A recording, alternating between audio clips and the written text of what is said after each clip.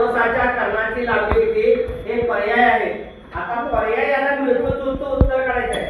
आपल्याला माहिती आहे चौरसाची बाजू 10 सेमी आहे. तर चौरसाचा कर्ण माहिती का? चौरसाचा कर्ण सूत्र चौरसाचा कर्ण बरोबर वर्गमुळात 2 गुणिले बाजू सूत्रच आहे किंवा बाजू गुणिले वर्गमुळात 2 कसं आहे.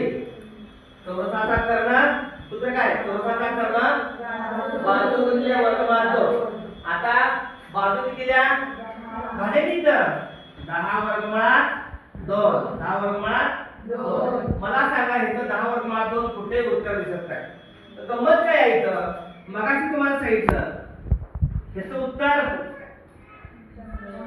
10. याचं उत्तर 10.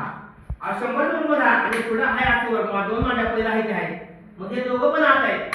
हे दोघं पण वर्गमुळात आहेत. म्हणजे 100 गुणिले 2 100 गुणिले 2 200 म्हणजे याचा पर्याय हाच आहे.